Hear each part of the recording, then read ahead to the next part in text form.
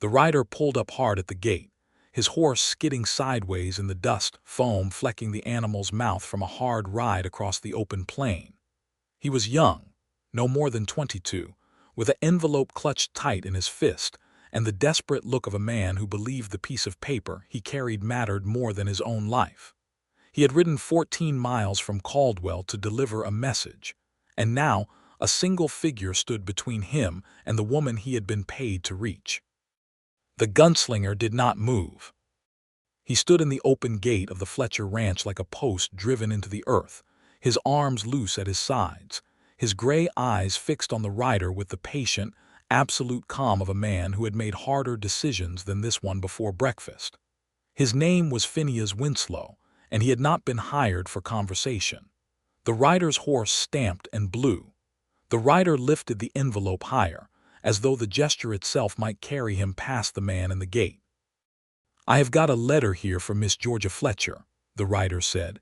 "Personal correspondence. I am bound by the postal obligation to deliver it to her hands." Phineas Winslow let the silence sit for 3 full seconds, his gaze moving once from the envelope to the rider's face and back, reading everything he needed to read in that single pass. "She is not receiving word from that man on any day," Phineas said. His voice was low, carrying no more force than was necessary, the way a man speaks when he knows the words will land without shouting. "You ride back to Caldwell. You tell whoever paid you the extra $2 to bring that out here personally that the answer is still no. You tell them it was always going to be no, and you do not come back." The rider opened his mouth. Phineas's right hand did not move toward his holster. It did not need to. Something in the stillness around it, something in the utter lack of performance or threat, communicated everything a drawn weapon would have communicated with considerably more noise. The rider closed his mouth. He turned his horse, shoved the letter into his coat, and rode back across the flat scrub toward Caldwell without looking behind him. Phineas stood in the gate for another long moment, watching the dust settle, watching the small dark shape of the rider grow smaller against the enormous pale sky of the Kansas territory, and he allowed himself one thought before he turned back toward the house. He allowed himself to think about Georgia Fletcher's face the last time someone had brought a letter from that man, the particular way her jaw had set, and her eyes had gone distant and hard, the way she had folded the paper very carefully in half and then placed it in the cast-iron stove without reading past the first line, and how, for just a moment afterward, her hands had trembled before she had pressed them flat against the kitchen table and made them stop. He turned and walked back up the long path toward the house, and the gate swung shut behind him on its iron hinges, and the Kansas wind came down off the plain and swept the last of the rider's dust away as though it had never been there at all.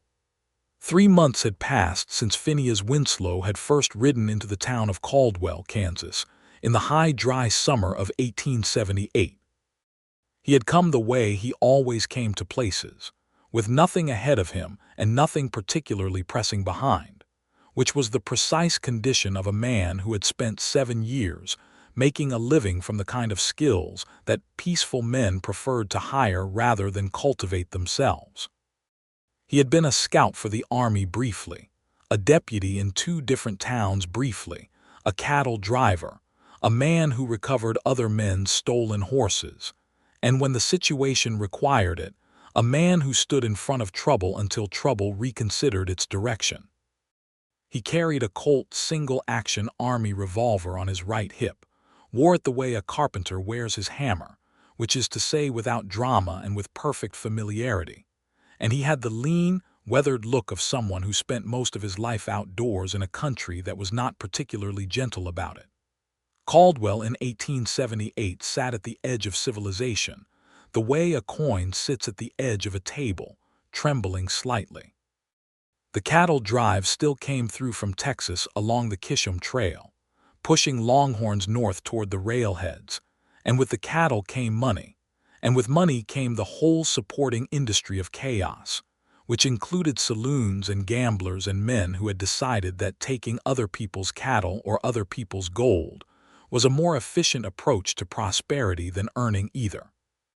The town had a sheriff, a man named Cole Dawes, who was adequate in calm weather and somewhat less than adequate when the weather changed, which was why Cole Dawes had, after considerable thought, placed a notice in the Wichita paper asking for a man of specific competencies. Phineas had seen the notice. He had come, but Caldwell was not where Phineas Winslow's story turned. Caldwell was only where he encountered the piece of information that turned it. He had been in town for days, learning the geography of the place, the rhythms of who came and went, the geography of the tensions, when he overheard a conversation between two men at the bar of the Red Lantern Saloon that lodged itself in his chest like a splinter. The men were talking about the Fletcher Ranch, which sat 7 miles southeast of town on a good piece of Kansas ground, well-watered and producing. They were talking about its owner, a woman named Georgia Fletcher, who had inherited the property 2 years prior upon the death of her father, a man named Caleb Fletcher, who had built the place from raw dirt over 30 years of stubborn labor. And they were talking about a man named Marcus Doyle. Marcus Doyle, according to the two men at the bar, had been engaged to Georgia Fletcher 18 months ago. Had been, as in past tense. The engagement had ended, as the men explained it with the comfortable authority of people repeating a story they had not personally witnessed, when Georgia Fletcher had discovered something about Marcus Doyle that had led her to break the engagement off with a decisiveness that had surprised everyone, including, evidently, Marcus Doyle himself. Marcus Doyle had not taken this with grace. What Phineas learned over the following days, piecing it together from different sources the way you piece together a territory from different maps, was this: Marcus Doyle was not a Caldwell man. He had come from somewhere east, Missouri most likely, with money that was real enough but whose origins were the kind that people didn't look at directly. He had a talent for appearing trustworthy, a certain ease of manner, a smoothness of speech that worked on most people quite effectively. He had worked on Georgia Fletcher for the better part of a year before she discovered that the man she had accepted a proposal from had, on at least 2 occasions during their courtship, sold homesteaders water rights out from under them through a legal mechanism that was technically within the law and morally several degrees below it. Georgia Fletcher had grown up on that land. She had grown up watching her father treat every person who worked for him and every neighbor within 20 miles with a blunt, inflexible fairness that did not distinguish between the wealthy and the struggling. The idea of binding her life to a man who had ruined 2 families through deliberate exploitation was not something she could accommodate, and she had told Marcus Doyle so in clear language, returned his ring, and asked him to leave the county. Marcus Doyle had left the county. But Marcus Doyle had not stopped. Over the subsequent months he had sent letters. He had sent intermediaries. He had sent, on one occasion, a lawyer with documents that attempted to establish some kind of claim on the Fletcher property through a contract his father had supposedly entered into with Caleb Fletcher years before, a claim that Georgia's own lawyer, a sharp-eyed woman named Ruth Abner who operated out of a single cluttered office in Caldwell, had dismantled in about 4 days of paperwork. He had sent word through mutual acquaintances suggesting that Georgia had treated him unjustly, that he deserved a second conversation, that his behavior had been misrepresented, that he missed her. And through all of this, Georgia Fletcher had run her ranch, managed her 30 head of cattle and her 4 hired hands, kept her accounts in order, and ignored him with the practiced, steely discipline of a woman who had decided what she believed and did not intend to revisit it. What she had not done, because she could not do it alone and still run the ranch, was stop every piece of correspondence that arrived at her gate, every rider who came with an envelope and a story about personal delivery, every person Doyle paid or persuaded to put something in her hands. This was the specific problem that had led Cole Dawes to approach Phineas Winslow 3 weeks after Phineas arrived in Caldwell. "I cannot spare a deputy for one rancher," Cole said, with the manner of a man who was apologizing and explaining simultaneously, sitting across from Phineas in the small office that smelled permanently of gun, oil, and old coffee. I have got 3 saloons that each produce their own emergencies on a rotating basis. I have got cattle operations moving through that bring their own complications, and I am 1 man short since Jenkins took that job in Dodge. But Miss Fletcher is a good woman, and she is in a legitimate situation that worries me, and she needs someone reliable posted at that ranch who can communicate to anyone Doyle sends that her decisions are her own and final. Does she know you are asking me? Phineas said. Cole paused. She knows I am finding someone. She is not the kind of woman who takes easily to needing help, but she is also smart enough to know when she needs it. Phineas had ridden out to the Fletcher ranch the following morning. He remembered that morning with a clarity that had surprised him at the time and surprised him still. The sky had been the particular deep blue of early Kansas summer, the kind of blue that exists about 3 minutes after sunrise before the heat begins to flatten it, and the land had the rich green and gold look of good grass in good water. The ranch came into view over a low rise, and it was everything the description had promised and somewhat more than he had expected. The house was solid, 2 stories of wood and stone, with a wide porch running along the front and the south side, and around it the working buildings of a functioning operation: the barn, the bunkhouse, the smokehouse, the chicken enclosure, all of it maintained with the particular purposeful order of someone who understood that a working property is only as reliable as the attention given to its smallest elements. Georgia Fletcher had been standing on the porch when he arrived, as though she had heard him coming half a mile away, and had decided to receive him on her own terms rather than in her kitchen, which later he understood was exactly the calculation she had made. His first impression of her was formed in approximately the time it takes to draw breath. She was tall for a woman of that era, standing easily at 5 feet and 7 inches, with the straight posture of someone accustomed to physical work, and the particular steadiness of a person who had absorbed a significant amount of difficulty without being bent by it. Her hair was dark brown, gathered back practically, with strands escaping at her temples in the morning heat. Her eyes were a gray-green that changed color depending on what she was looking at, a quality he would notice many times afterward, and her expression when he rode up was one of careful, neutral assessment, the look of a person who has learned not to assume anything about a stranger's intentions until they have established them clearly. She had been 28 years old. He had been 31. Mr. Winslow, she said when he had come near enough for conversation. Miss Fletcher, he said, I understand Cole Dawes has explained the situation to you. He has. Then I will add what he likely softened, she said.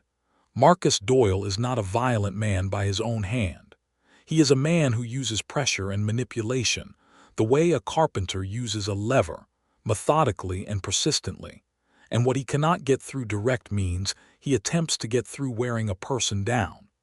I broke my engagement to him because I discovered who he actually was, and I have not changed that assessment, and I will not.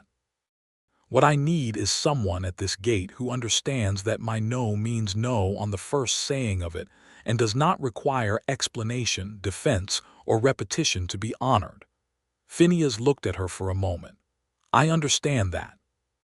I need to be certain you do, she said, because more than 1 man in this county has suggested that I am being unreasonable about Marcus, that I overreacted, that a woman alone on a ranch of this size ought to consider her options more carefully. I do not pay for that kind of counsel, and I will not receive it. You will not receive it from me, Phineas said. Something shifted in her expression, the smallest relaxation of attention she had been carrying, and she nodded once and said, Then we have an agreement. You will be housed in the bunkhouse, your meals are at the house, your wage is $1.50 per day, and you are to understand that this is a working property, and I expect every man here to carry their weight in the general operation in addition to the specific task I hired you for. That is fair, Phineas said. It is, she agreed, and turned and went back inside the house, and that was how it began. The weeks that followed were unlike any stretch of time Phineas Winslow had experienced in the 7 years since he had left his family's farm in Ohio and gone west. He had lived in enough places to know that a property takes on the character of the person who runs it, and the Fletcher ranch had taken on Georgia Fletcher's character entirely, which meant it was demanding, precisely organized, deeply practical, and underneath those qualities, quietly beautiful in the way of things that have been tended with sustained care over a long time. He worked. He stood his watch at the gate, and he mended fence, and he rode the perimeter with the other hands. A Mexican man named Teodoro, who had been with the ranch for 6 years, and communicated primarily in gestures and expressions of varying skepticism, and 2 brothers from Missouri named Hugh and Frank Carver, who were good workers and reasonably good company. He carried his weight in the general operation as agreed, and he kept his word about the gate, turning away 2 separate riders in the first week alone, one carrying a letter and one carrying a verbal message that he was not interested in transmitting. Georgia watched him. She did not do it obviously, but he was a man trained in noticing what other people did not announce, and he noticed. She was measuring him the way you measure something you are not yet sure you can trust, steadily and without commitment. He measured her too, though he was honest enough with himself to acknowledge that his measuring was not entirely professional. She was, in the plainest terms, exceptional. Not in the ways that were most immediately visible, though she was certainly a striking woman, but in the quieter ways that revealed themselves over time, the way she moved through a problem, the precision of her thinking, the particular brand of humor she employed that was dry and unexpected and always landed perfectly. The way she treated Teodoro with the same direct respect she extended to everyone else on the property regardless of the fact that half the county would have considered such treatment unusual. The way she rode a horse as though the animal were a natural extension of her own intention. He found reasons to be near the house in the evenings. He was aware this was happening before he was prepared to examine it honestly. She found reasons to be on the porch in the evenings. He noticed this too later and stored it carefully away. The conversation that shifted something between them happened about 5 weeks into his time at the ranch, on an evening in late July when the heat had finally broken, and a wind was coming down from the north carrying the first suggestion that summer had a limit after all.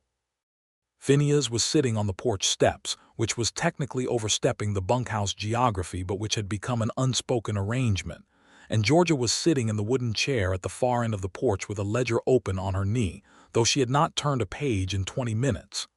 "Can I ask you something?" he said. It was not quite a question the way he said it. "You can ask," she said, which was her standard answer to that framing, meaning the answer was not guaranteed. "The first time I was hired for something like this," he said, "I was 24, and the person who hired me told me the situation was one way, and I discovered it was actually another. I'm not suggesting that is the case here. I am saying I learned from that to understand the full picture before I commit to a position." She looked at him over the ledger. "You are asking me to tell you whether I treated Marcus Doyle fairly. I am asking you to tell me what happened." The pause was long enough that he thought she was going to tell him it was not his business, which was her right, and he had already decided he would accept it. "I met Marcus Doyle in the fall of 1876, she said. "My father had been dead 6 months. I was managing this property alone for the first time, and I was, if I am being honest, frightened by it in a way I would not have admitted to anyone at the time. Marcus appeared to be everything useful in a partner.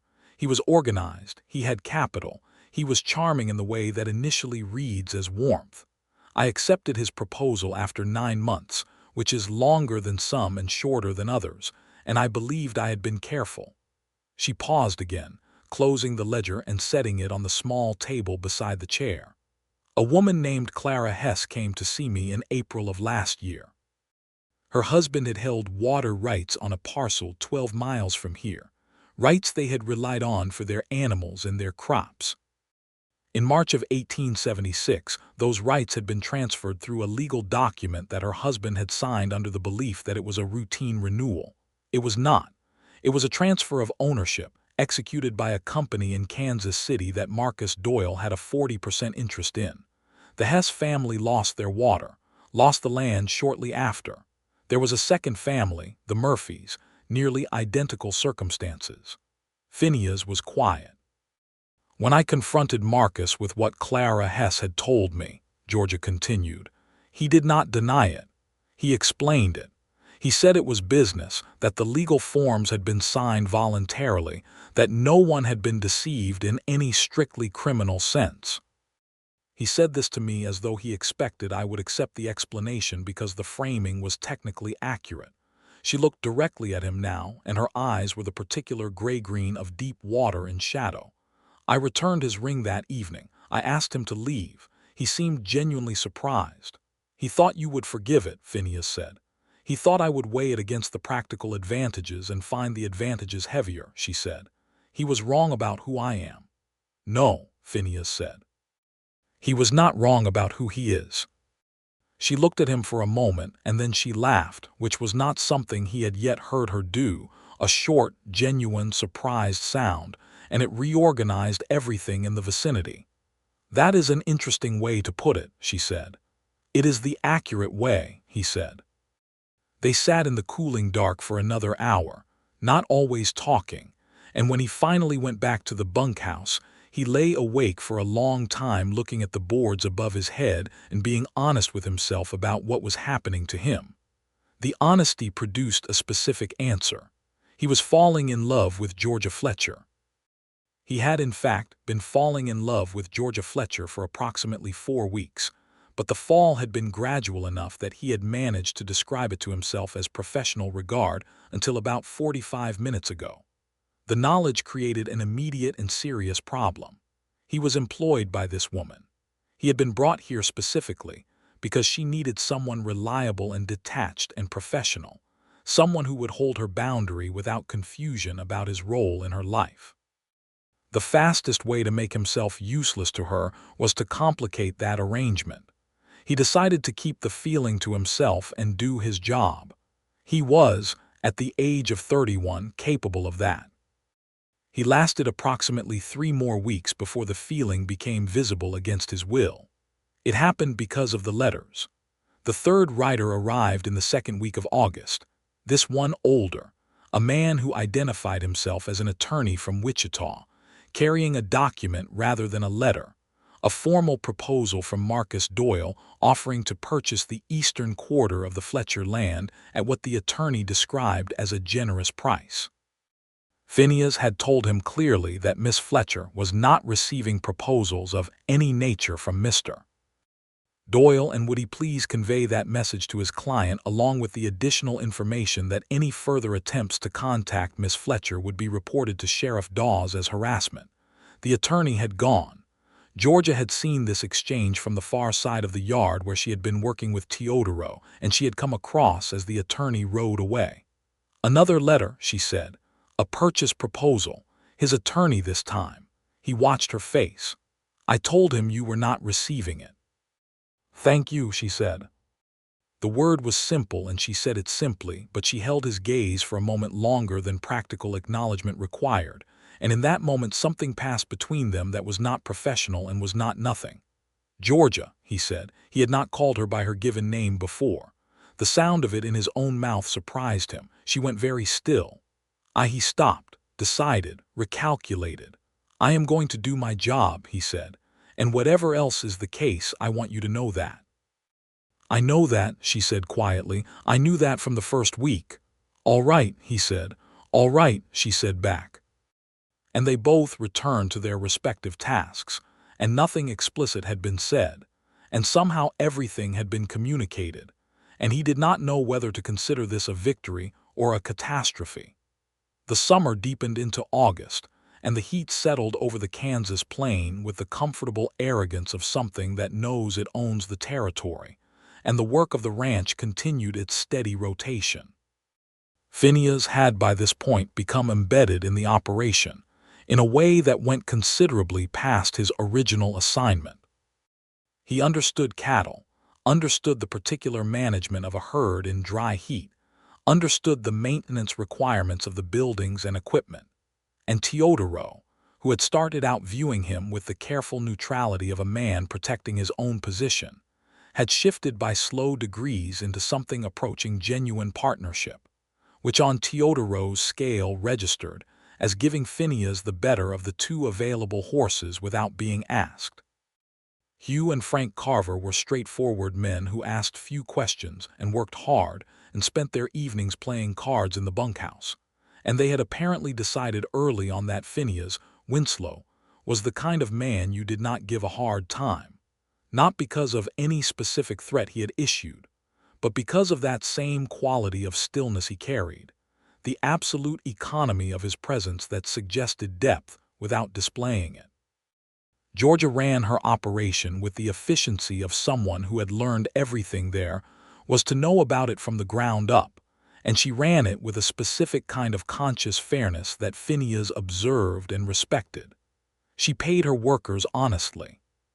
She kept her word about every arrangement, large and small.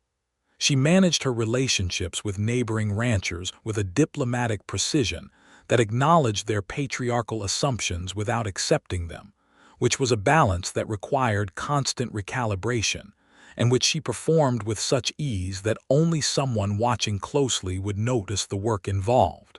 Phineas was watching closely.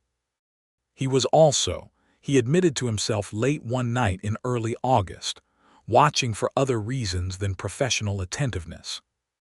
He was watching because Georgia Fletcher was, in the plainest terms, the most interesting person he had encountered in his adult life, and the watching had become something he looked forward to in a way that had nothing to do with security assessment. The evening that changed everything between them came on a Thursday in the middle of August, after a long day that had included a section of collapsed fence, a disagreement with a neighboring rancher named Beaumont over grazing boundaries that Georgia had resolved with a coolness that had visibly unsettled Beaumont's expectation of the conversation, and a delivery from town that included, along with the legitimate supplies, another letter addressed to Georgia in Marcus Doyle's handwriting. Phineas had intercepted the letter. He had not opened it, and he would not open it, because it was not his to open, but he had stood in the yard looking at the handwriting on the envelope for a moment before he carried it to the house. Georgia was in the kitchen, at the table where she did her accounts in the evening, and he set the letter on the table in front of her and stepped back. She looked at it for a moment without touching it. Then she picked it up, looked at the handwriting, and stood and crossed the kitchen to the cast-iron stove and fed it into the fire without opening it at all. She stood at the stove for a moment with her back to him, and Phineas watched the slight movement of her shoulders that she was controlling very carefully, and he made a decision. He crossed the kitchen, which was not a long crossing, and he said, "Georgia." She turned, and he had been right about the shoulders, because her eyes were bright with the specific brightness of someone keeping emotion back by force, and he was, it turned out, not made of iron after all. "I am not going to say that it does not matter," he said. "Because it matters.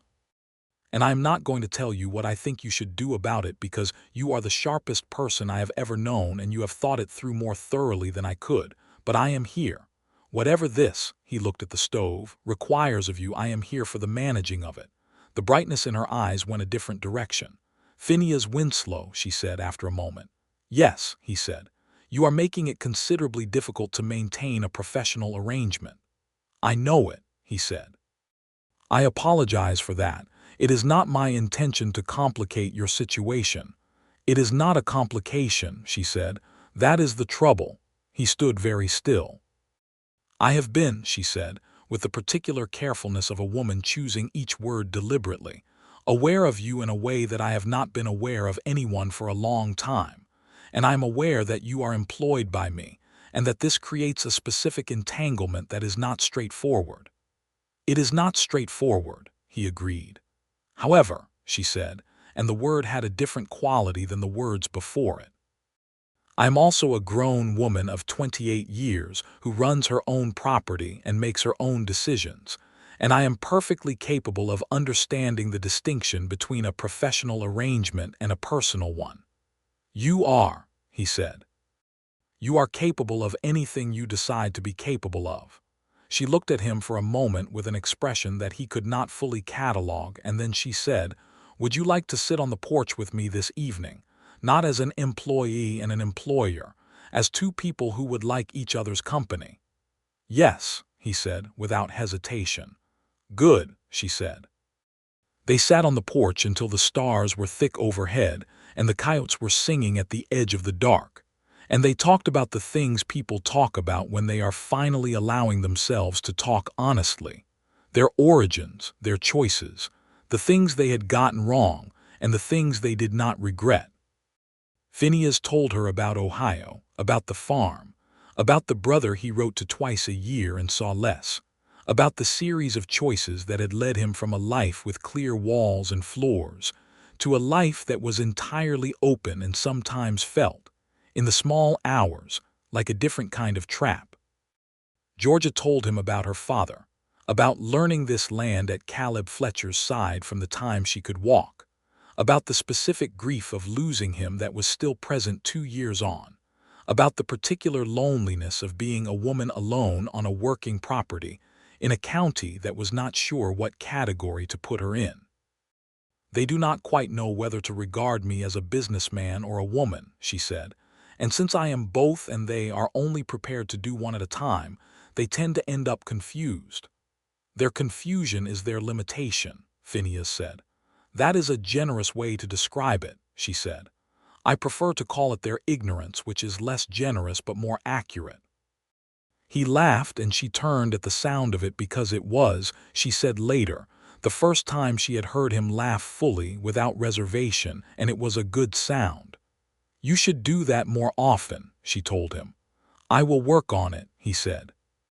In the weeks that followed, something settled between them that was different from what had been there before, richer and more defined.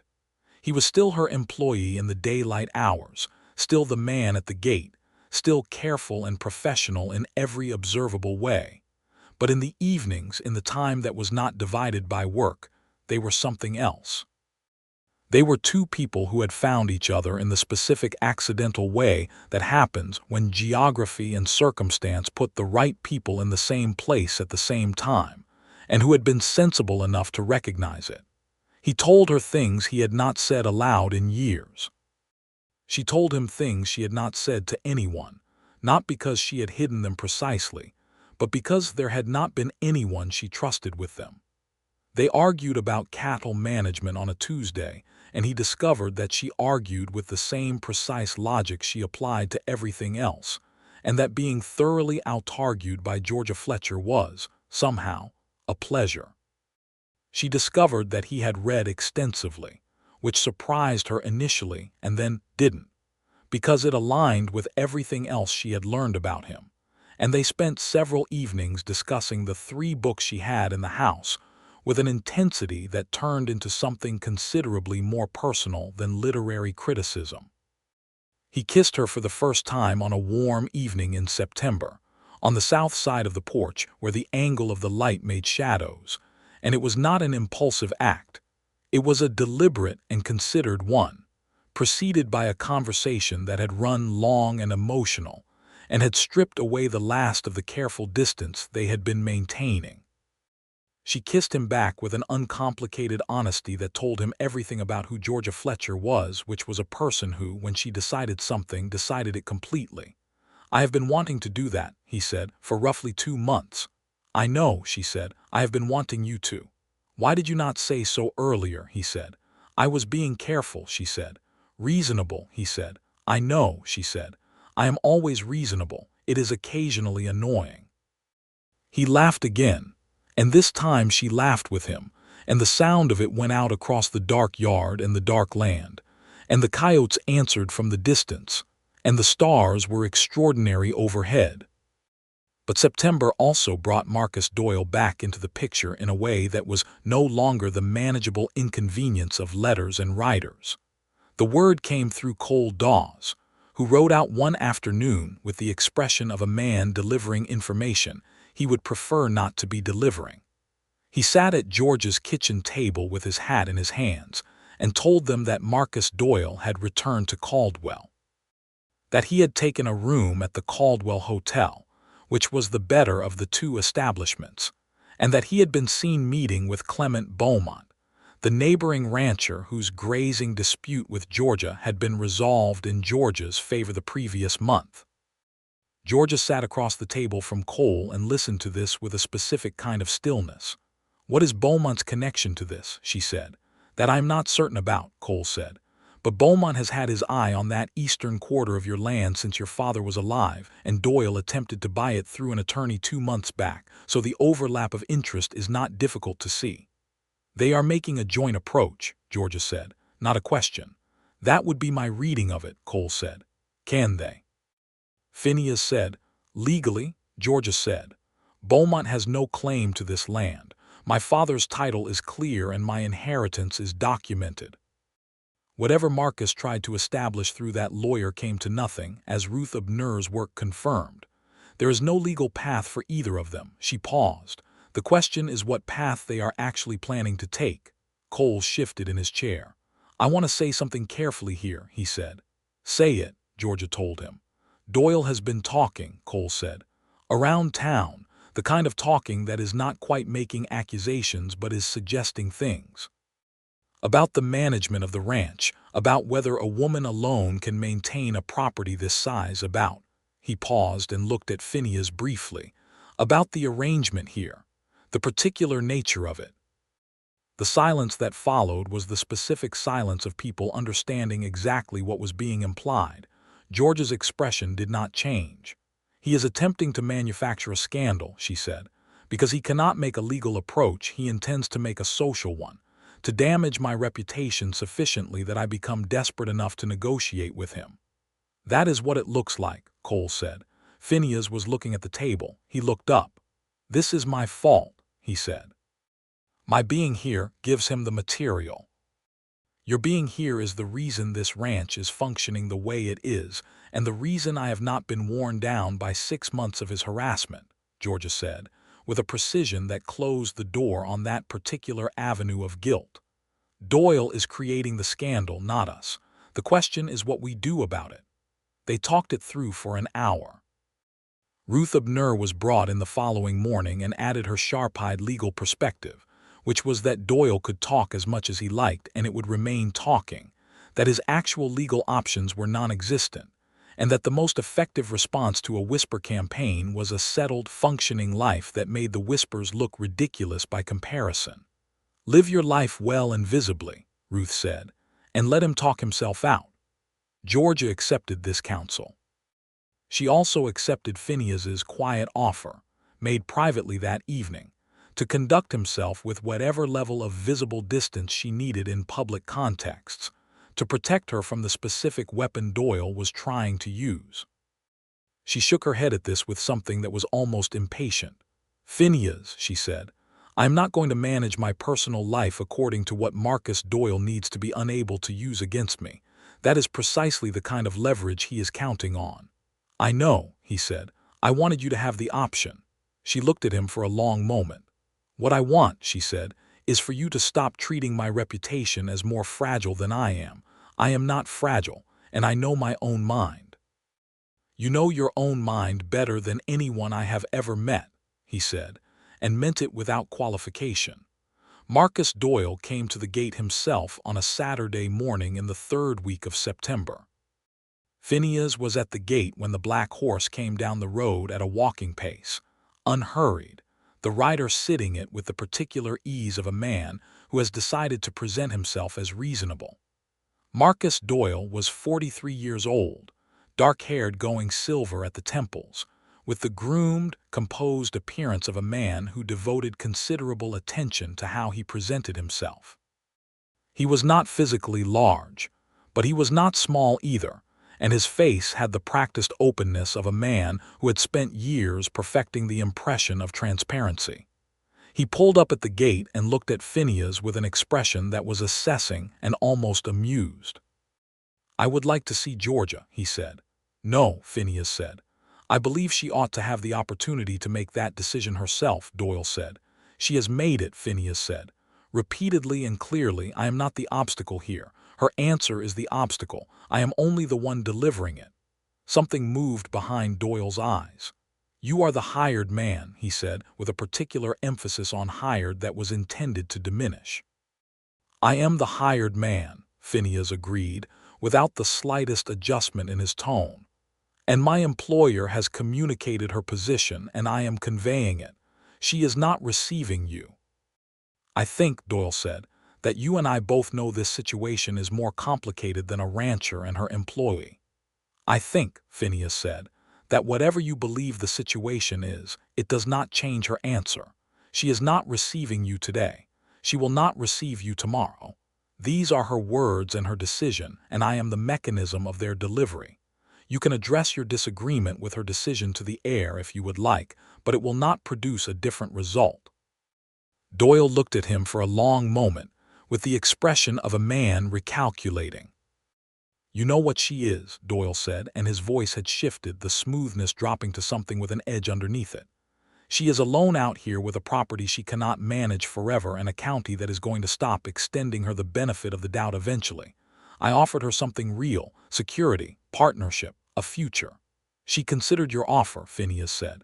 She formed a clear opinion of its value. Her answer is no. And what are you offering her? Doyle said. Phineas held his gaze. That is not your business, he said. Ride back to Caldwell, Mr. Doyle. And I would strongly suggest you consider whether this county is a comfortable long-term residence for a man in your specific position. Doyle's jaw tightened for the first time. Is that a threat? It is an observation, Phineas said. People here know what you did to the Hess family and the Murphy family. That knowledge is not going away. You can manage your reputation for a while through talk and presentation, but the people who know what you actually did have long memories, and this is not a large county. The silence lasted several seconds. Then Doyle turned his horse with an unhurried precision that was its own kind of message, and rode back toward Caldwell at the same walking pace he had come. Phineas watched him go until the dust settled, and then he turned and found Georgia standing 50 yards back in the yard, having watched the entire exchange. He walked toward her and she held his gaze as he came, and when he was close enough she said, "Thank you," and the word had a different weight than it usually carried, carrying everything underneath it that they had built in the past months.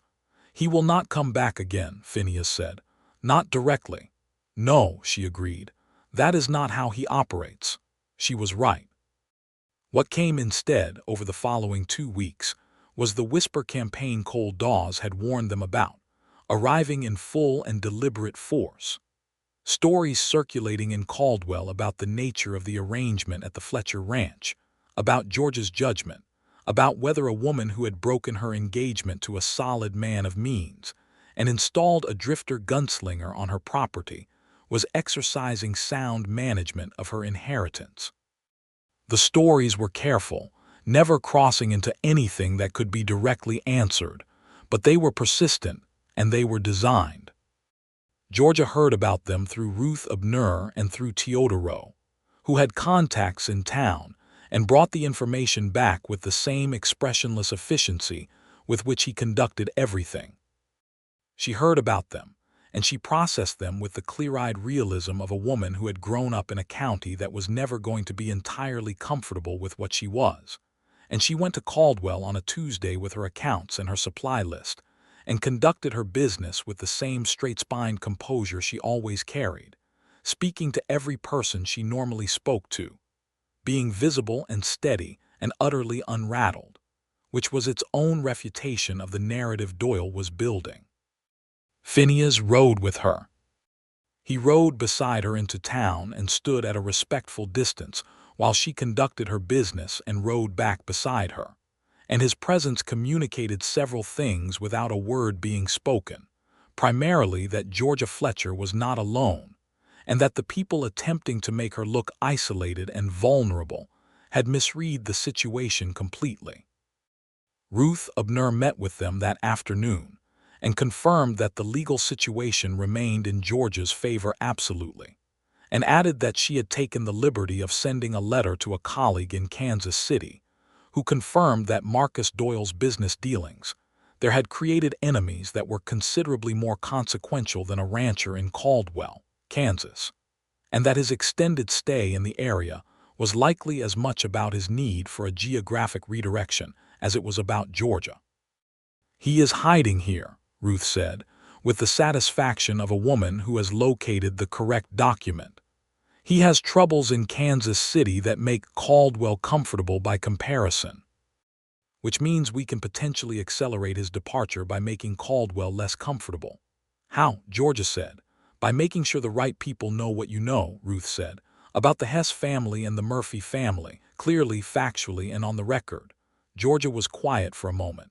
"Clara Hess is still in the county," she said. "She remarried. She is Clara Whitmore now. She would need to decide whether she wants to speak about it publicly." "She has been wanting to," Ruth said. "She told me so last spring. She was waiting to know whether it would do any good or only make trouble." "Let us make it do some good," Georgia said. The following week, Clara Whitmore spoke to Cole Dawes formally about what had happened to her family's water rights, and Cole, who had been looking for a reason to have an official conversation with Marcus Doyle, had one. He had it in a straightforward way, in his office with the door open, telling Doyle that the Hess matter had been formally reported, and that while the specifics of the legal transfer made criminal prosecution difficult, the matter was now on record, and he would be watching anything Doyle attempted to do in his county with close attention. Doyle left Caldwell 5 days later. He did not send another letter. He did not send another rider. The gate of the Fletcher ranch was quiet in the manner of a thing that has been settled rather than merely paused, and Phineas felt the difference in the air the way you feel a weather change. The evening after Cole Dawes rode out to confirm that Doyle had checked out of the Caldwell Hotel and caught the train east, Georgia stood on the porch watching the sunset over the Kansas plain, and Phineas stood beside her, and the particular quality of the silence between them was the silence of people who have been through something together and come out the other side into open air. "It is over," she said.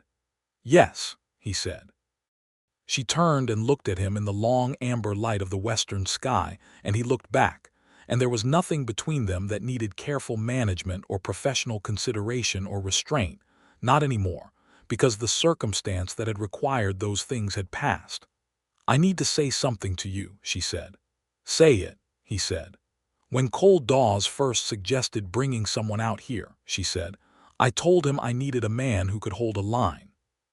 What I did not anticipate was finding a man who would hold every line I asked him to hold, and also, without being asked, hold several lines I didn't know I needed held." She held his gaze steadily. "You have been the most reliable presence in my life since my father was alive, and that is not something I say carelessly." He felt the words land the way words land when they are absolutely true. "Georgia," he said. "I am also going to say," she continued, with the particular look of a woman who has decided to be complete in what she is communicating, "that I am in love with you, and that I have been for some time, and that I would very much like to know what you intend to do about that." He stood in the amber light of the Kansas evening looking at Georgia Fletcher, who had run her ranch alone through grief and harassment and social pressure with an uprightness that he found, and had found from the first morning, genuinely extraordinary, who had told him the truth about herself, and expected the truth in return and received it, who had argued with him about fence lines and cattle management and literature with the same precise, warm intelligence, who had fed letters from a manipulative man into a cast-iron stove with trembling hands and not let the trembling win. "I intend," he said, "to ask you to marry me." The amber light held them both in it. "Properly," he said. "With proper consideration and proper time given to the deciding if you need it. I'm not in a hurry in the sense that I am going to be here regardless, but I am asking." "You are asking," she said. "Yes." She looked at him for a long moment, and her eyes were the color of deep water in afternoon light. "Yes," she said.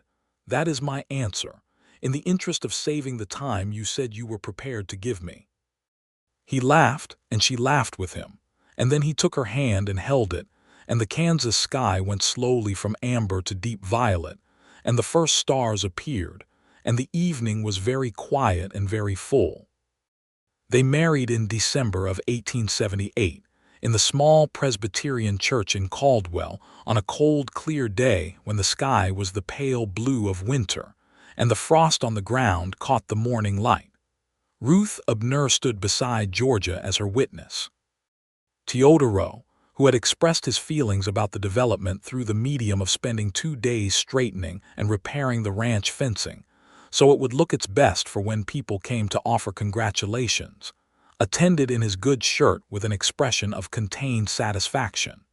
Hugh and Frank Carver cleaned up for the occasion and looked somewhat startled by themselves in the mirror, and attended with genuine goodwill. Cole Dawes was there, and the Whitmores, and various other people from the county who had formed their own opinions about Georgia Fletcher's choices, and were, by this point, arriving at the conclusion that her track record on such matters was reliable. Georgia wore her mother's dress, altered to fit by a woman in Caldwell who was excellent at such things, a deep cream wool that made her look exactly like what she was, which was a person who had decided something fully and was entirely at peace with the decision. Phineas wore his good suit, which he had purchased specifically for the occasion and which fit him well, and when Georgia came down the aisle on Ruth Abner's arm, because there was no father to give her and she had selected the person she most trusted, he stood at the front of that church and watched her come and felt something unlock in him that he had not known was locked, some fundamental tension of a man who had spent 7 years moving from place to place without a reason to stop. He had a reason to stop. He was standing in it. They made their vows in the plain, clear language of the Presbyterian tradition, and when they were done, Georgia looked at him with those gray-green eyes in the winter light of the church, and he understood for the first time what it felt like to be entirely somewhere, not passing through, not waiting for the next thing. Here. The reception was at the ranch, as it had to be, because the ranch was the center of gravity for everything that mattered in Georgia's life, and the hands had decorated the barn with what they had available, which was practical and warm and somehow perfect. And there was food, and there was music from a fiddle player from town named Thomas who played with more enthusiasm than precision, but carried the evening beautifully on Feeling Alone. Phineas danced with Georgia 3 times and held her hand for the rest of the evening and allowed himself to be, without qualification, happy. Teodoro gave a toast, which was notable because Teodoro was not, generally speaking, a man who made speeches. He stood with his glass of cider, which was what was available at a Fletcher Ranch gathering, and said, in careful English, "Mr. Winslow is the best man who has come to this ranch. Miss Fletcher is the best person I have worked for. I think God was being specific," and sat back down, and the barn erupted in applause, and Georgia pressed her lips together to contain her expression, which was not successful. The winter of 1878 into 1879 was one of the most remarkable periods of Phineas Winslow's life, which was something he would reflect on many times afterward.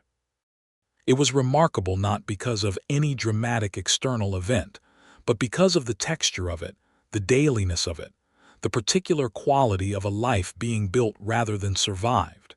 He had not known, before Georgia, what that felt like from the inside, and discovering it was like discovering a room in a house you thought you knew completely. They worked the ranch together through the winter with the kind of coordination that develops between people who respect each other's competence, making decisions jointly, sometimes arguing, always arriving somewhere that was better than either position they had started with.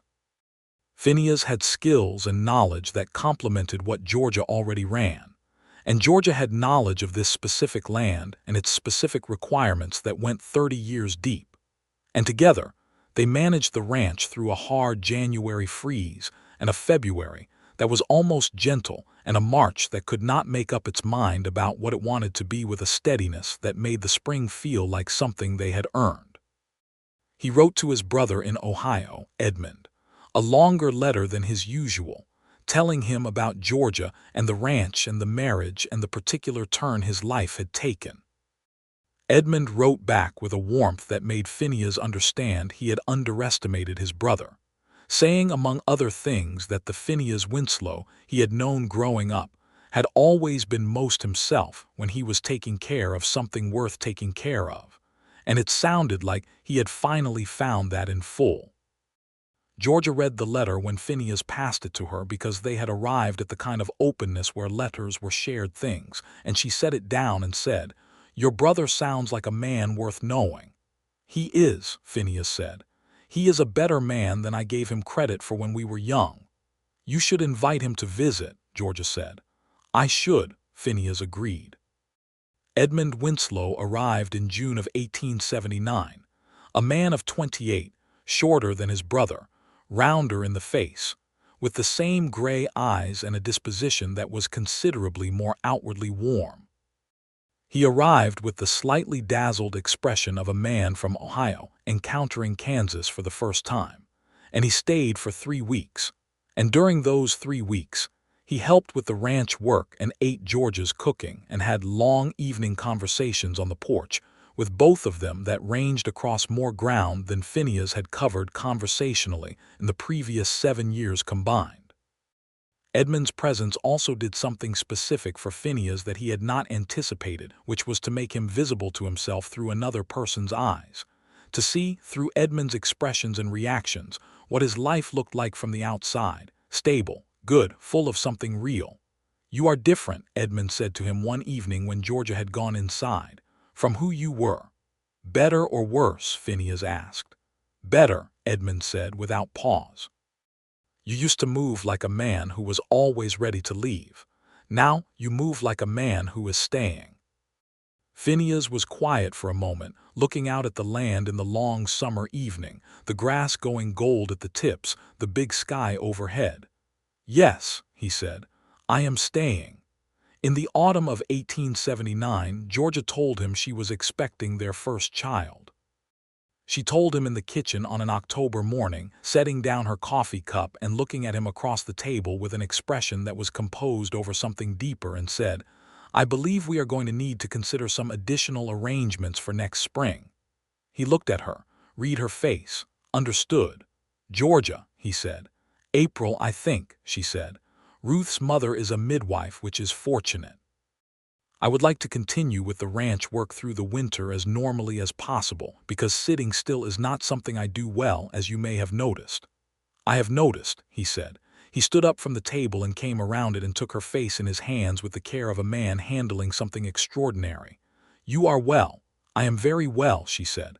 "I am also, if I am honest, a little frightened." "That is reasonable," he said. "I know it is," she said. "I am always reasonable." "It is occasionally annoying," he said. "Useful," she corrected, and her eyes were bright, and he kissed her forehead and then her mouth and held her for a while in the October kitchen with the smell of coffee and wood smoke, and the land coming through the window. The baby was born in April of 1880, a boy, delivered in the upstairs room of the ranch house by Ruth Abner's mother, a woman of 60 with decades of experience and the calm authority of someone who had presided over this particular event more times than she could count. It was a long labor, and Phineas spent most of it in the kitchen below, where Teodoro sat with him in a silence that was its own form of company, neither of them finding words particularly necessary. When the cry came, finally, from above, Phineas sat completely still for one moment and then stood up, and Teodoro nodded at him once, expressively, and Phineas went up the stairs. Georgia was exhausted and luminous and entirely herself, and in her arms was a boy with dark hair and the most emphatic expression Phineas had ever seen on someone approximately 4 minutes old. "He looks like a man with opinions," Phineas said, his voice not entirely steady. "He is a Fletcher," Georgia said, with the particular dry warmth she deployed when she was most deeply moved. "Opinions are constitutional." They named him Caleb Edmund, for Georgia's father and Phineas's brother, which Georgia had suggested, and Phineas had accepted immediately as exactly right. Caleb Fletcher Winslow came into the world in April of 1880 in a sturdy ranch house on the Kansas plain, and he came into a life that had been built with care by two people who understood the value of the things they had decided to protect. And he was, from the first week, a person of considerable determination and loud opinions, which anyone who knew his parents considered entirely predictable. The summer of 1880 was the fullest summer Phineas Winslow had yet experienced. The ranch was productive, the summer was good weather, and Caleb, who had made clear from his first weeks that he intended to be part of every situation, went about his business of becoming a person with the same unswerving efficiency his mother brought to everything. By July, he was tracking his father around the yard with the fierce visual intensity of someone memorizing an important process.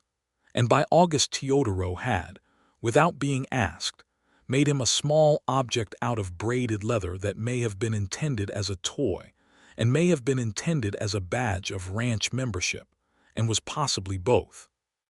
Edmund came back from Ohio in the fall, this time for good, having decided in the specific way of a man who has found the place where he fits that Kansas was where he intended to be. He found land 12 miles from the Fletcher Ranch, a modest parcel with a creek running through it, and he bought it with money he had saved, and the additional help of a loan from Phineas that was offered without conditions, and received with the quiet gratitude of a brother who understood what was being said underneath it. Having Edmund close changed the shape of the family in ways that were good. He was the kind of Uncle Caleb deserved, present and playful and genuinely interested, and he was the kind of neighbor that a ranch operation could rely on, which Phineas valued for practical reasons and Georgia valued for the deeper reason that it added a layer of connection to a life that had sometimes felt, in its hardest years, too solitary.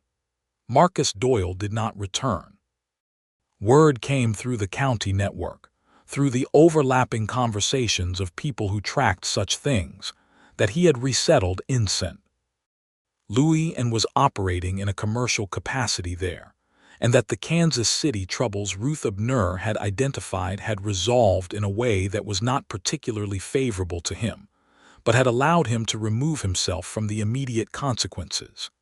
He was not a problem anymore, and Georgia accepted this with the practical finality of a woman who does not spend energy on battles that are already won. There was, however, one last piece of business that needed to be finished, and it was Georgia who identified it and Georgia who moved to close it. She rode to see Clara Whitmore on a morning in September of 1880, taking Caleb with her in the carrier that Teodoro had constructed for the purpose, and which was, objectively, one of the most practical pieces of engineering on the property. She rode the 12 miles to the Whitmore place, which was small but functioning, and she sat at Clara Whitmore's kitchen table and told her that Marcus Doyle had left the county and was not returning, and that the record of what he had done to the Hess family was preserved in Cole Dawes' office and with Ruth Abner, and that while it could not give Clara back what had been taken, it existed, and it was accurate, and it would follow Doyle wherever he went through the channels that such records travel. Clara Whitmore, who was a woman of 35 with the particular dignity of someone who has rebuilt themselves after a significant destruction, listened to all of this and then said, "Does it help you to know that I sleep better since last year? That knowing someone saw what happened, that it was said out loud and put on paper, that a woman of substance in this county was willing to make it part of the permanent record?" "Yes," Georgia said. "It helps me very much." "Then we did something good," Clara said, "even if the law could not go as far as we would have wanted." "We did something good," Georgia agreed. She rode home in the afternoon with Caleb asleep in his carrier, and the Kansas sky enormous overhead and the land golden with early autumn, and she felt something complete itself inside her, a long loop closing, the particular resolution of a thing that has been carried to its end. The following spring, in 1881, Georgia told Phineas she was expecting again. He was in the barn when she found him, working alongside Hugh Carver on a repair that had been waiting for a dry day, And she came into the barn and caught his eye, and he read her face in the way he had learned to read it, with the accuracy of a man who has spent years attending closely to a specific person's particular language. He came down from the ladder he was standing on with more speed than dignity, and Hugh Carver made a tactful decision to be very interested in the far wall. "When?" Phineas said. "November," she said. "Are you well?" he said. "Entirely," she said. "Less frightened this time." "Good," he said, though frightened was reasonable. "I know," she said. "Most things are in retrospect." He put his hands on her shoulders and looked at her in the gold dust light of the barn, and she looked back at him with those gray-green eyes that he had been looking at for 3 years now, and which he had not tired of yet, and which he was fairly certain he would not tire of if he was given another 50 years to look. "Caleb is going to have opinions about this," she said. "Caleb has opinions about everything," he said. "He comes by it honestly," she said, with the gentle implication that she was not necessarily the primary source.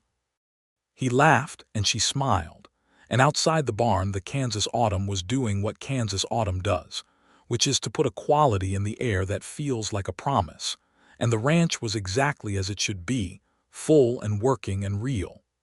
The second child arrived in November of 1881, as predicted, another boy, which made Georgia raise an eyebrow in mock consideration, and say that she had clearly married a man of particular persuasions.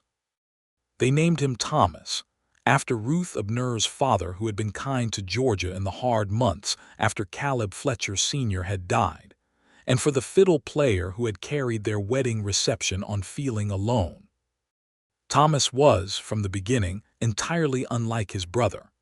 Where Caleb was all intensity and forward motion, Thomas was observant and still, watching everything with the large gray eyes he had inherited from his father, absorbing information with a patience that was remarkable in a baby and even more remarkable in a toddler.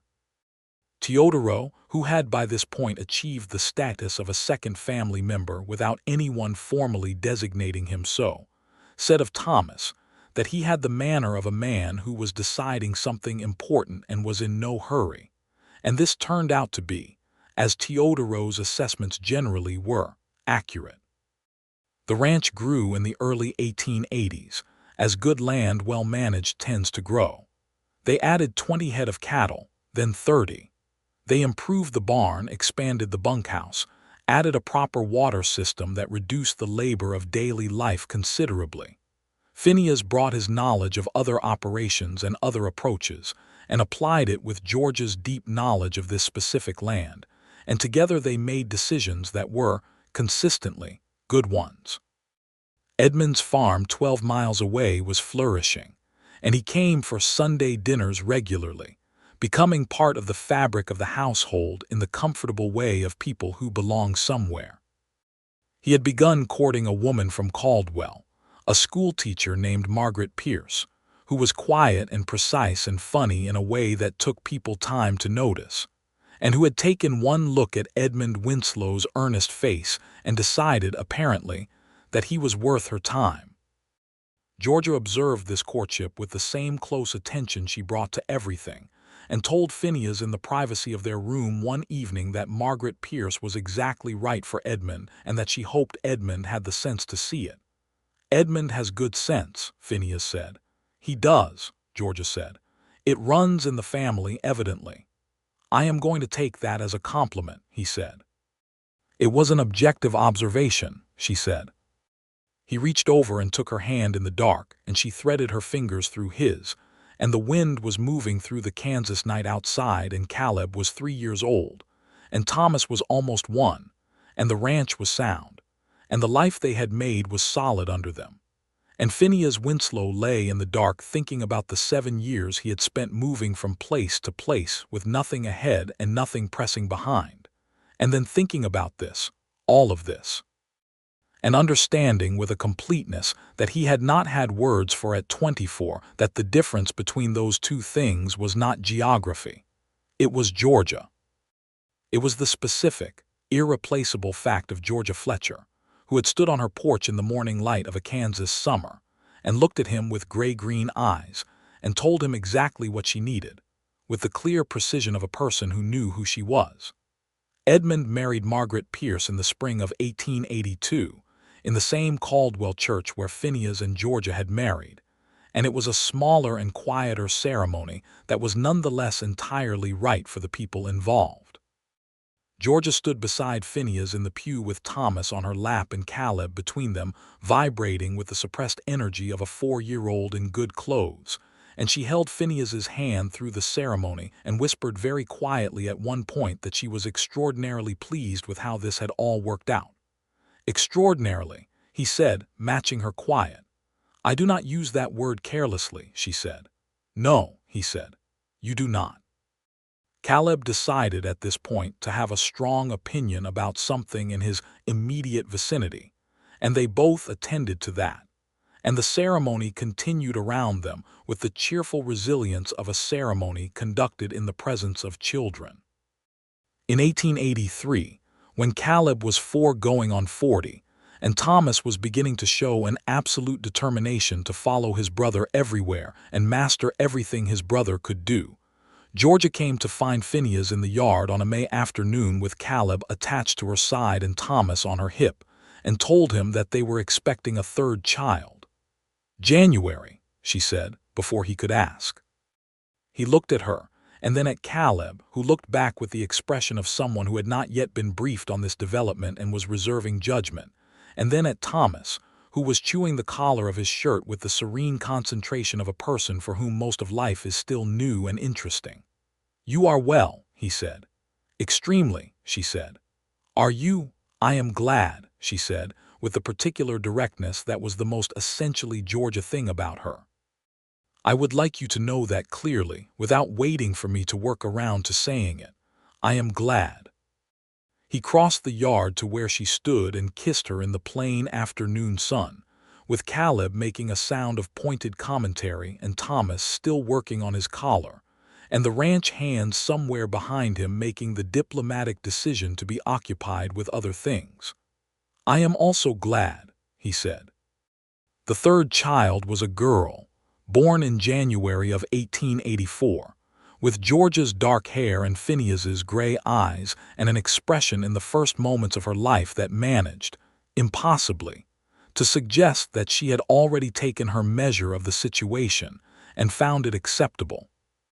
They named her Eliza, for Georgia's mother who had died when Georgia was 12, and Eliza Fletcher Winslow arrived in the world in a ranch house on the Kansas plain in the deep cold of January, with the fire going and Phineas's hand in Georgia's and the boys asleep downstairs. And she was, from that first night, exactly what she was, her mother's daughter and her father's daughter and her own particular self.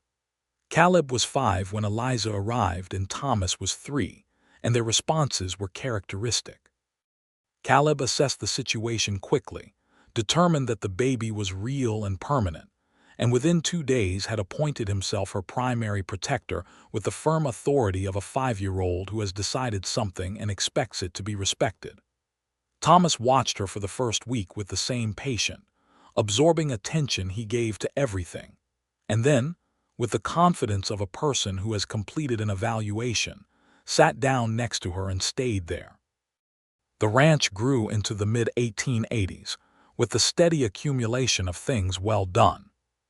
Phineas had by now been part of the Fletcher ranch for 7 years, the husband of Georgia Fletcher for 6, the father of 3 children who were each, in their different ways, remarkable. He had become part of the landscape of that county in the way of someone who has been there long enough to be trusted, and the old ghost of his identity as a drifter gunslinger had been absorbed into a deeper and truer identity, which was simply that he was Phineas Winslow of the Fletcher Ranch, Georgia's husband, father to Caleb and Thomas and Eliza, a man who had found the place where he was supposed to be and had the good sense to remain. He kept his gun.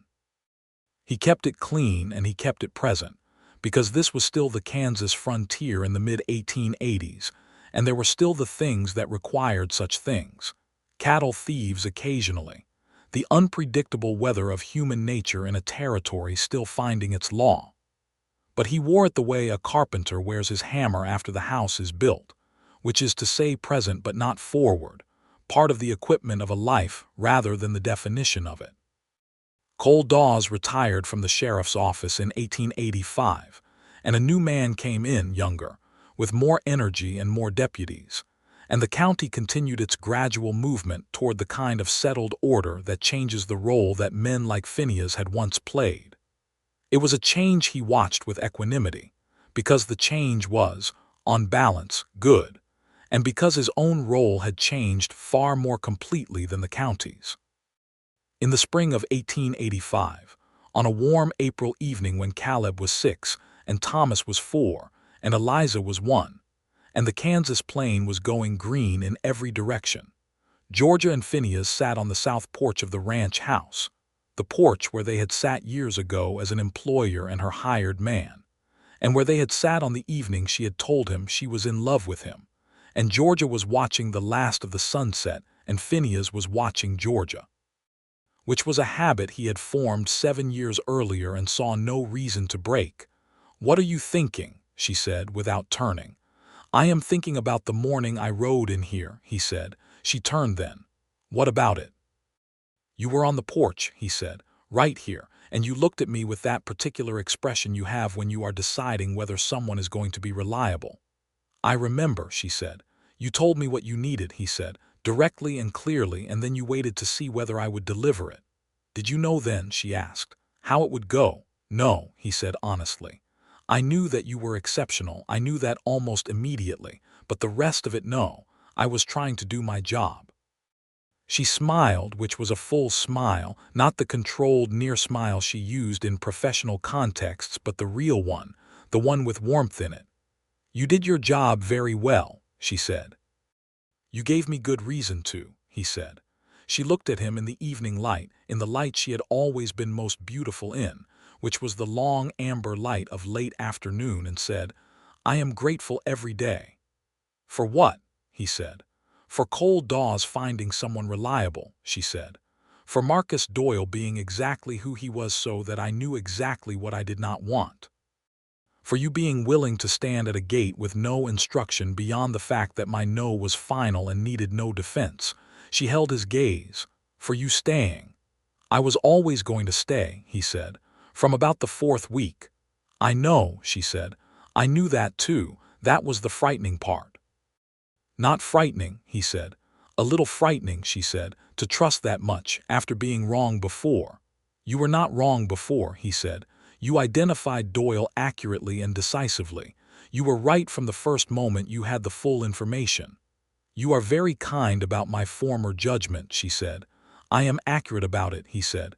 "You know the difference."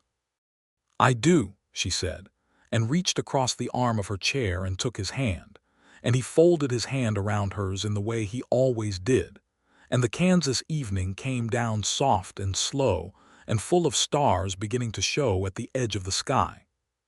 Caleb called from inside the house, something about Thomas having acquired something he should not have acquired, and they both stood up with the resigned cheerfulness of parents who have made a full professional study of the particular chaos generated by children, and Phineas went inside and Georgia followed him, and the porch was empty again in the evening light, just the chairs and the table and the rail they had leaned against so many times, and the land spreading out in every direction, patient and enormous in theirs. Inside, the house was what it had always been under George's management, which was to say full of the evidence of a life being actively and purposefully lived, the accounts on the kitchen table, the children's things in careful piles in the corners they had claimed, the smell of the evening meal that Georgia had left simmering, the particular warm disorder of a household that was organized by someone who valued function over appearance without sacrificing either entirely. Phineas caught Caleb and Thomas in the middle of a negotiation that was generating more noise than content, settled it with the low-voiced efficiency he brought to such matters, and came into the kitchen where Georgia was lifting the small Eliza up and settling her on her hip with the practiced ease of someone for whom this had become entirely natural. "What was it?" Georgia said. "Thomas had Caleb's pocket knife," Phineas said. "The small one." "Thomas," Georgia said, looking at her second son with the expression of a woman who is not surprised. Thomas looked back with the gray-eyed calm of someone who has not yet decided to feel guilty about this.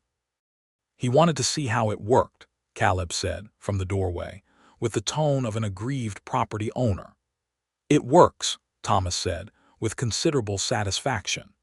Georgia looked at Phineas over the children's heads with an expression that communicated several things simultaneously, including the genuine amusement she was not going to let Thomas see, and the acknowledgement that this was entirely predictable given the specific personalities involved. "Supper," she said, and the word carried the conversation. They ate together in the kitchen in the lamplight of that April evening, all five of them, and Caleb talked through most of the meal with the conversational ambition of a 6-year-old who has had a full day of things to report, and Thomas ate with the quiet, methodical focus of a person who takes nourishment seriously, and Eliza examined everything within her reach with the evaluating expression she had worn since birth. And Georgia and Phineas talked across and around the children the way parents do when they have learned that the best conversations are the ones that include everything, the practical and the personal and the immediate and the long term, all of it woven together because life is woven together and cannot reasonably be sorted into separate piles.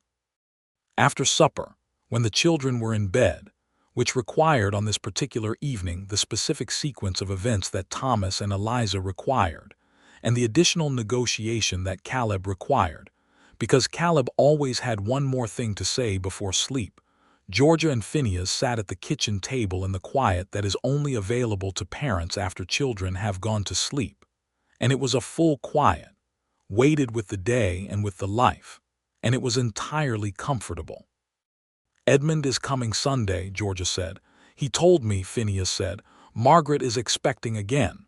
"I know," Georgia said. "She told me. March, she thinks." "That will make 3 for them," he said. "It will," Georgia said, and there was warmth in her voice for her brother-in-law's family, for the world that had expanded around them. The years moved through the late 1880s with the particular quality of time that is well used.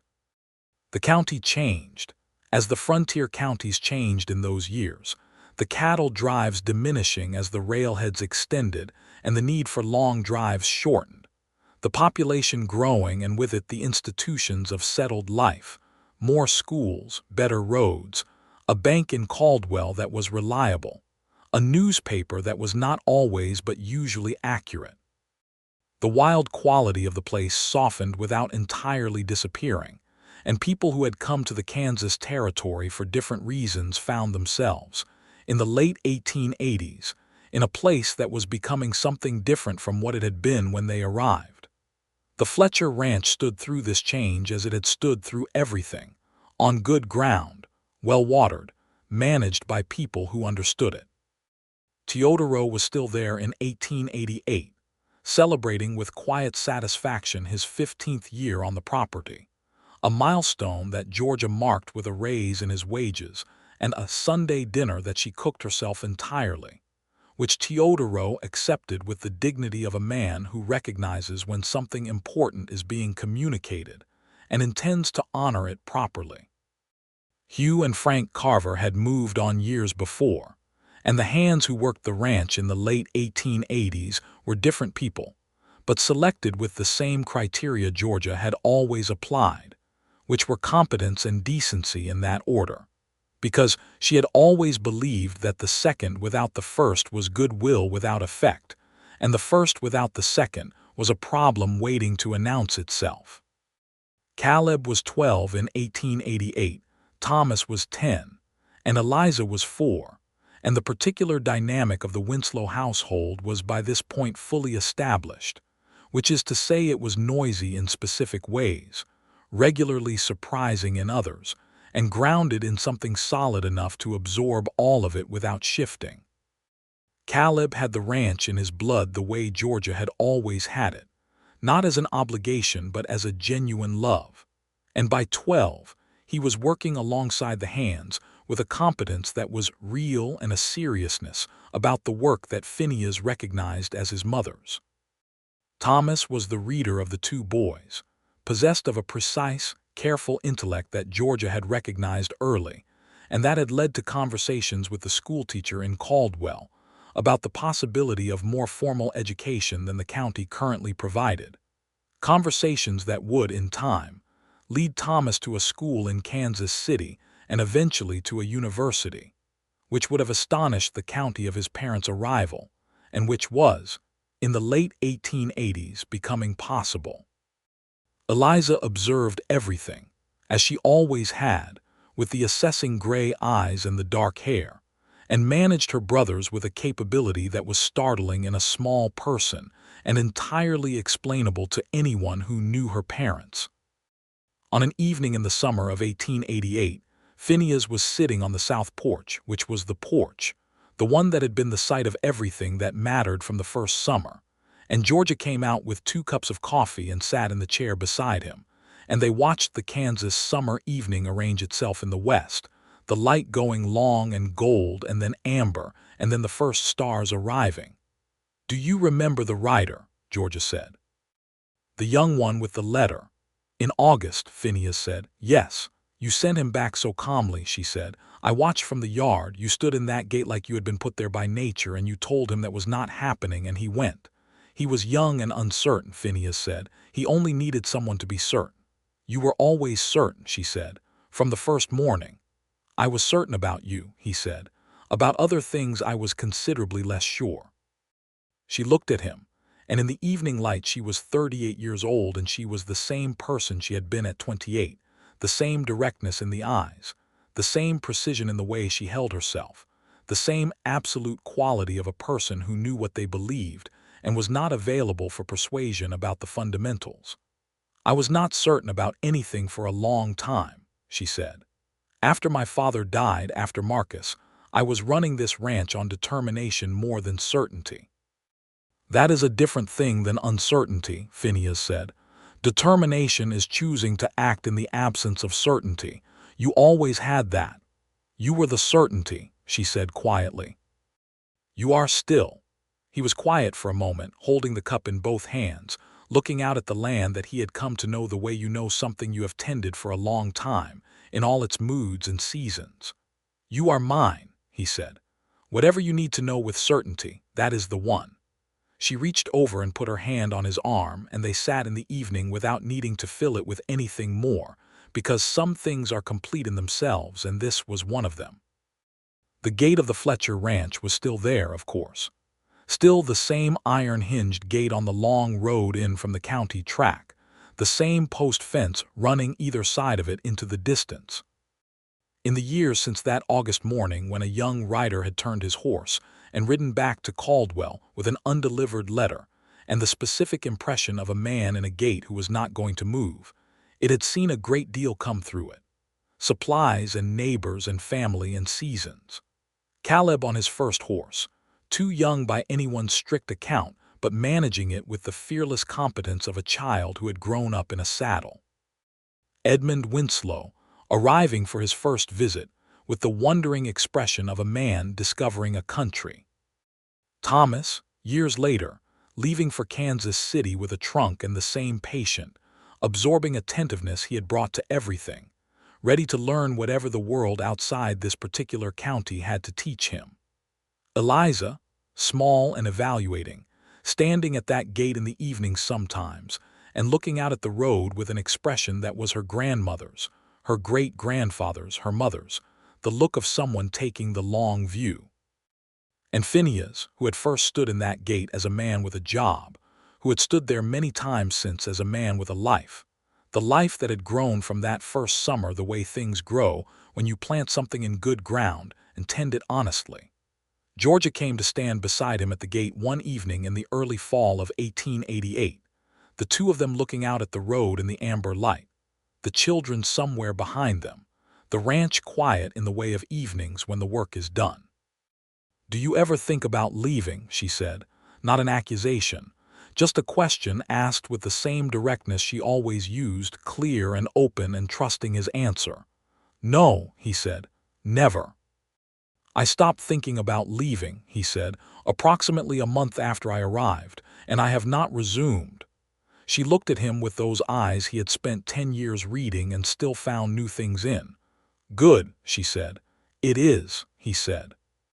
She took his hand, and they stood in the gate together in the evening, and the Kansas plain spread out in every direction, enormous and patient and utterly indifferent to the small human dramas enacted on its surface. And they were two people in a gate in 1888 looking out at a road that had brought them both to this. And the life behind them in the house was full and real and theirs, and the evening was coming down around them with the unhurried permanence of something that intends to last. And they stood in it together, and the gate swung gently in the evening wind, and the stars came out one by one over the Kansas plain, and everything was, in every way that mattered, well.